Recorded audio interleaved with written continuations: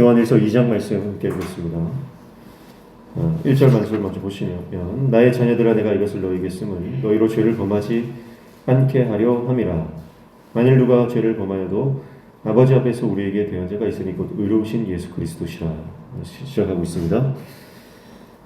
교회 안에 들어왔던 거짓 교사들, 그들은 영지주의 이러한 사상을 가지고 있었던 사람들로 보여집니다. 그래서 이 죄에 대해서 죄를 간과하고 죄를 지어도 별 상관없는 것처럼 그렇게 가르쳤어요. 영지주의는 육은 선하고 영은 선하고 육은 악하다. 이분법적인 그런 사고를 가지고 있어요. 그러니까 영지주의를 가지고 있는 이런 사람들은 이제 두 가지로 나타납니다. 첫 번째는 극단적인 금욕주의로 나타나요. 그래서 육이 악하다고 생각하기 때문에 이 육신을 끊임없이 고행을 하는 거예요. 그래서 세상과 단절하고 또 육신적인 어떤 고통, 괴로움 이런 것들을 주면서 그 육을 극복하고자 했죠. 그러나 또 한편으로는 육은 뭐 악한 것이고 영만 선하기 때문에 영에만 집중하는 거예요. 그래서 극단적인 쾌락주의로 갑니다. 그래서 육체는 아무렇게나 해도 상관이 없다. 그런 쪽으로 가는 거죠. 그러니까 지금 요한 사도의 편지를 보면 교회 안에 들어왔던 거짓 교사들은 이런 극단적인 쾌락주의자들의 거짓 교사들로 보여집니다. 그래서 요한 사도는 계속해서 죄에 대해서 강조하죠. 죄를 짓지 말라는 겁니다. 그러나 이것은 단순한 행위로서의 죄를 짓지 않음이 아니라 하나님과의 관계로 말씀한다. 1장에 우리가 이미 살펴본 대로요.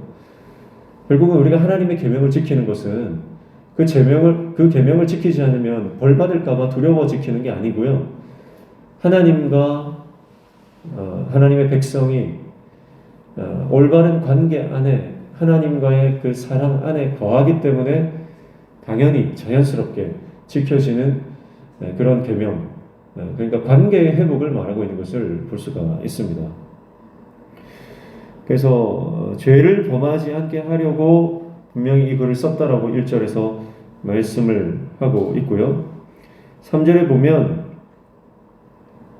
우리가 그의 계명을 지키면 이로써 우리가 그를 아는 줄로 알 것이요 그렇게 말했습니다. 자, 계명을 지키는 것이 하나님과의 관계로서의 측면으로 지금 설명이 들어가는 거예요. 그래서 5절에 보시면요. 누구든지 그의 말씀을 지키는 자는 하나님의 사랑이 참으로 그 속에서 온전하게 되었나니 이로써 우리가 그의 안에 있는 줄을 아노라 그렇게 말씀합니다. 자, 하나님 안에 거하는 자들이 하나님의 계명을 지킨다는 거예요. 그러니까 하나님의 계명을 지키지 않는 자들은 반대로 하나님 밖에 그리스도 안에 거하지 않는 삶이다 그렇게 말씀하고 있습니다. 그래서 4절에 보니까 그를 아노라 하고 그의 계명을 지키지 아니하는 자는 거짓말하는 자요 진리가 그 속에 있지 아니하되 그랬습니다. 하나님을 안다고 말하면서 계명을 지키지 않는다? 그것은 거짓말이다라고 하는 거죠. 무슨 말입니까? 하나님 안에 거하는 사람은요 계명을 지키게 되어 있다. 이 죄의 문제를 극복하기 위해서 이 죄를 범하지 않기 위해서 하나님 앞에 거룩하고 경건한 삶을 살아간다는 것입니다. 그리고 이 하나님의 계명은 뭡니까? 하나님을 사랑하는 것이고 또 옆으로는 내 이웃을 내 형제를 사랑하는 것이죠. 그 사랑으로 이어진다는 것입니다. 그래서 성경에서 관통하고 있는 어떤 그 큰 주제, 그 중에 가장 큰 주제 하나가 뭡니까? 바로 하나님과 하나님의 백성이 언약 관계로 맺어졌다는 거죠. 언약의 관계. 그래서 이 언약의 관계는 쌍방이 지켜야 할 그 약속이 있습니다. 그 계약이 있습니다. 그래서 이것은 계약으로 이루어진 관계인데 하나님께서는 자기 백성들을 사랑하시고 지키시고 보호하시고 구원하시는 그 약속을 지키시는 분이고요. 우리가 지켜야 하는 약속은 그 하나님께 믿음으로 순종하고 그분만을 예배하는. 그래서 이러한 쌍방 간의 계약이 만약에 지켜지지 않는다 그러면요, 이 언약 백성의 관계는 깨어지는 것이거든요. 관계가 깨어진다는 겁니다. 그러니까 우리가 하나님의 계명을 지키지 않는다면 이미 그 관계는 깨어진 관계일 수밖에 없다는 거죠.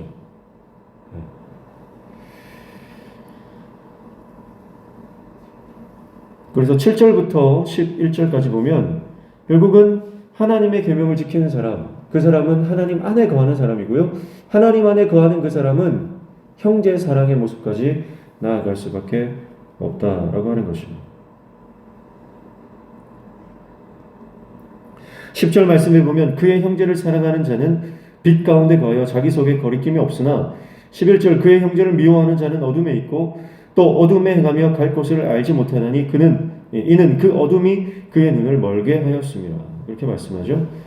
요한은 이 땅은 하나님의 그 영광의 빛과 또 세상의 어둠에 하나님을 대적하는 자의 그 어둠의 세력이 공존하고 있는 세상이다 그랬습니다.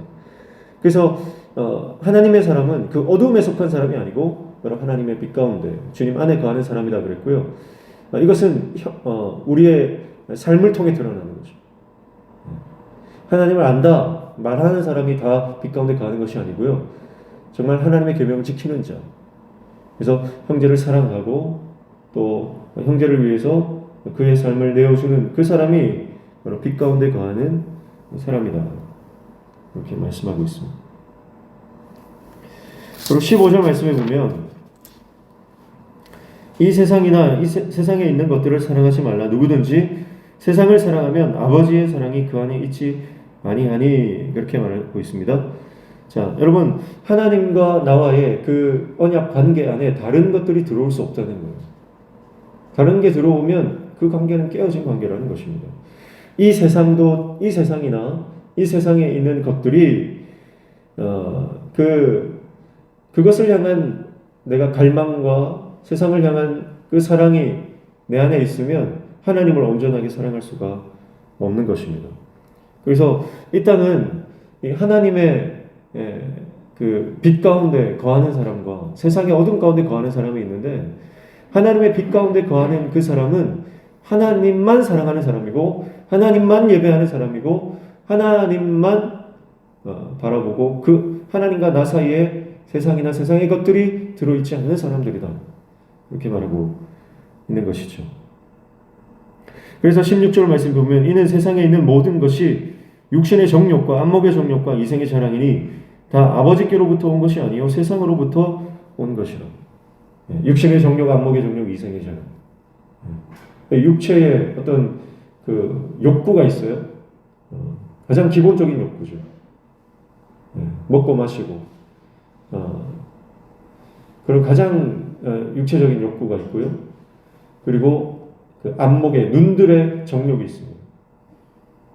이것은 내가 눈에 보이는 것들, 눈들의 정욕이다 이렇게 되어 있어요. 눈들의 정욕. 그리고 마지막이 이생의 자랑. 이건 삶의 소유에 대한 욕심이다 이렇게 봅니다. 그래서 창세기에 보면 먹음직도 하고 보암직도 하고 지혜롭게 할 만큼 탐스럽다. 그게 육신의 정욕, 안목의 정욕, 이생의 자랑이죠. 함께 이제 끌어서 말한다면 이게 육신의 갈망이다 이렇게 볼 수 있습니다. 육적인 갈망들. 그런 육적인 갈망들을 가지고서 영적인 갈망이 채워질 수 없고 이루어질 수 없다. 그래서 하나님 안에 거하는 사람은요, 육적인 갈망들이 영적인 갈망으로 바뀐 사람들입니다. 내 안에 있는 모든 육신의 이 욕망들이 하나님 나라와 하나님의 세계를 갈망하는 영적인 갈망으로 변한 사람이고, 여전히 땅에 속한 사람이 아니라 하늘에 속한 사람으로 변해지고, 그리고 육체의 소욕이 아니라 성령의 소욕을 따라 살아가는 사람이 되는 것입니다. 바로 하나님 안에, 말씀 안에, 예수 그리스도 안에 거하는 사람의 모습이라는 거예요. 정말 하나님을 사랑하는 사람은 그 하나님과 나 사이에 이 육적인 갈망들이 들어올 수 없다는 거죠.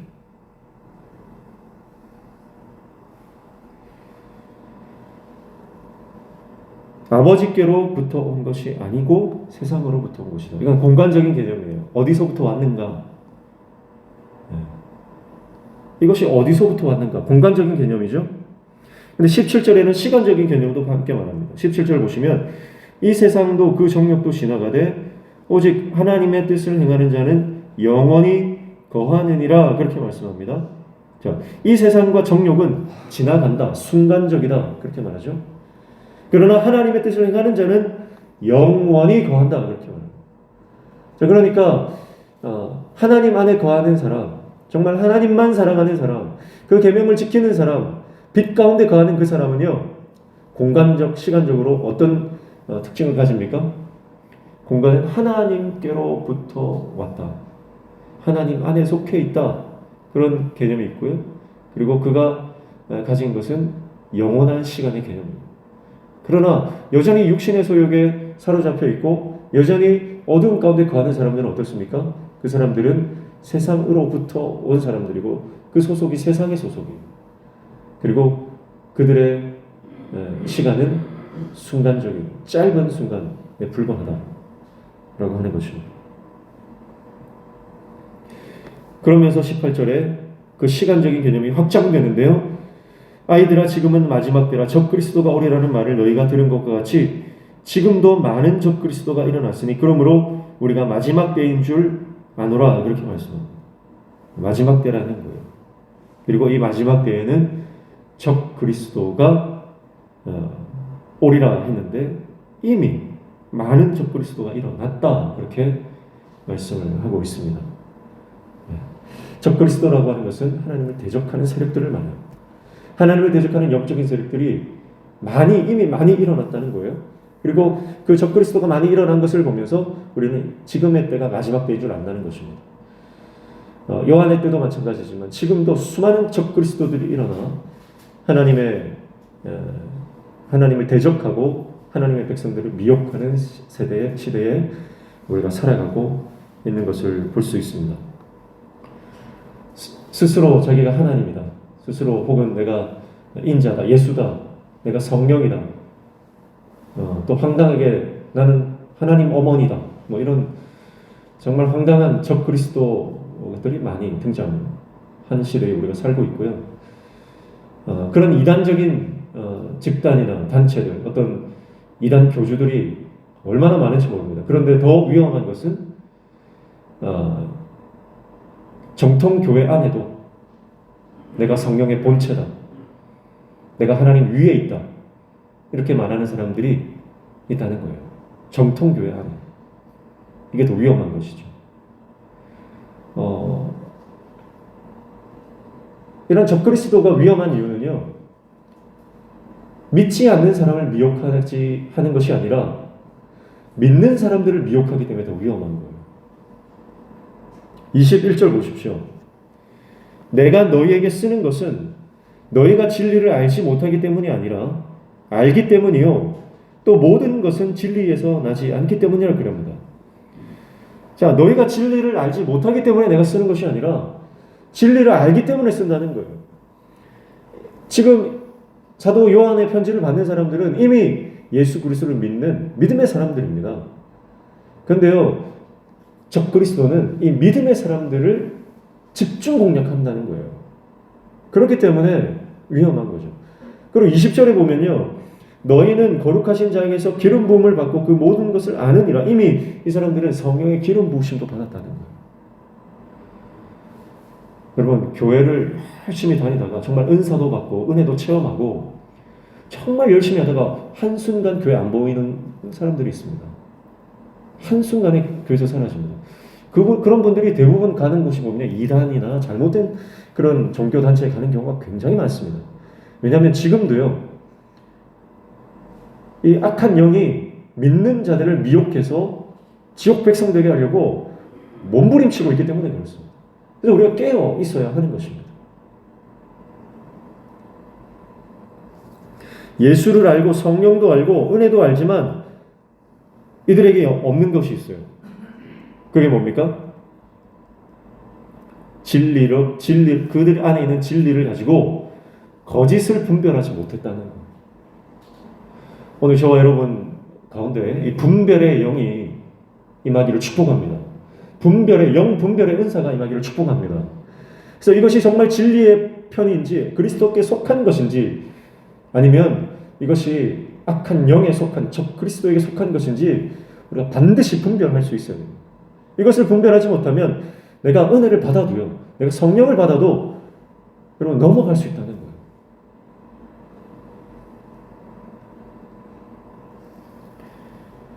(22절) 말씀에 보면 거짓말하는 자가 누구냐? 예수께서 그리스도이심을 부인하는 자가 아니냐? 아버지와 아들을 부인하는 그가 적 그리스도니 아들을 부인하는 자에게는 또한 아버지가 없으되 아들을 시인하는 자에게는 아버지도 있느니라. 그래서 이 이단 사상을 퍼뜨리는 사람들을 가만히 보면 공통적인 특징이 예수 그리스도를 부인하거나 아니면 그의 권위를 떨어뜨리고 그 자리에 대신 자기가 올라가는 거예요. 그래서 자기가 하나님이냐, 자기가 메시아이냐 그렇게 행세를 하는 것입니다. 근데 눈이 어두워지면요 이게 분별이 안 돼요. 왜냐하면 굉장히 막강한 영향력이 있거든요. 거기에 사람들이 어마어마하게 모이거든요. 그런 규모나 분위기나 그런 그 상황들에 압도가 되어가지고요 분별력을 잃어버리게 되는 것입니다. 그래서 여러분 십자가의 길은 좁은 길입니다. 많은 사람들이 그 길로 간다고 다 우리가 따라갈 일이 아니라는 거예요. 정말 이 길이 하나님 기뻐하시는 길인지, 정말 내가 붙들고 있는 진리의 말씀이 하나님께서 우리에게 말씀하시는 분명한 하나님의 말씀인지 붙들고 깨닫는 지혜가 필요한 줄로 믿습니다. 그래서 24절부터 27절까지는 우리가 예수 그리스도를 믿었던 그 처음 믿음, 처음 들었던 그 복음, 다른 복음이 아니라는 거예요. 그 처음 복음을 붙들고 그 안에 온전히 거해야 할 것을 말하면서 28절, 29절 결론입니다. 자녀들아 이제 그의 안에 거하라. 이는 주께서 나타내신 바 되면 그가 강림하실 때 우리도 담대함을 얻어 그 앞에서 부끄럽지 않게 하려 함이라. 그렇게 말씀합니다.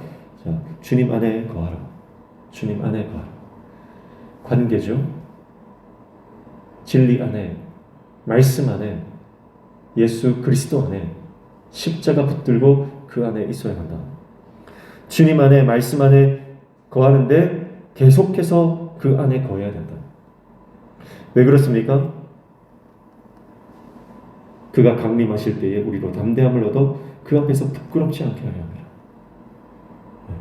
주님께서 다시 오실 때, 주의 재림 때에 부끄럽지 않게 담대히 그분을 맞이할 수 있도록 우리는 끝까지 주님 안에 거해야 한다. 말씀 안에 거해야 한다. 빛 가운데 거하는 저 여러분 되시기를 축복합니다. 어둠 가운데 거하지 마시고 내 안에 하나님만 사랑하는 예수 그리스도만 붙들 수 있는 십자가 복음의 사람 되시기를 축복합니다. 내 안에 들어와 있는 계속 끊임없이 내 안에 발생하는 육신의 정욕들이 있습니다. 안목의 정욕들, 이생의 자랑들이 있습니다. 그것들이 십자가에 못 박히는, 그래서 날마다 새로워지는 은혜를 누리시기를 축복합니다.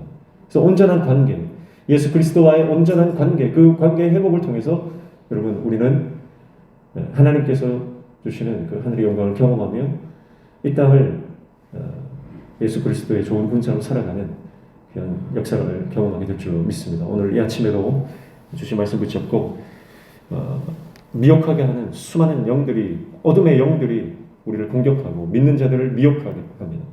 이 가운데 진리편에 바로 서서 예수 그리스도께 속하여 거룩하고 정결하게, 그리고 하나님을 사랑하며 이웃을, 형제를, 자매를 사랑하며 그 계명을 지키며 나아가는, 그래서 세상 사람들이 우리를 보면서 저 사람은 예수 그리스도 안에 거하는 사람이구나, 저 사람 안에 예수가 있구나, 그것을 우리가 증거하는 삶을 살아갈 수 있는 귀한 삶 되시기를 주님의 이름으로 축복합니다.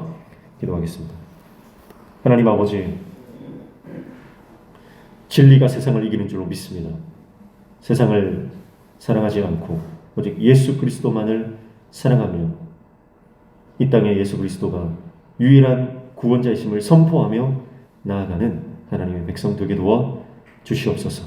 예수 안에 거하는 것이 우리 인생의 가장 큰 은혜임을 알고 주님 안에, 말씀 안에 꼭 거하는 우리의 삶이 되게 도와주시옵소서. 오늘도 이 아침에 나와 기도하고 간구하는 모든 기도의 제목들 주님 들어응답하여 주시고 우리 삶에 막혀진 문들이 열려지는 형통의 은혜를 허락하여 주시옵소서. 예수님의 이름으로 기도하옵나이다.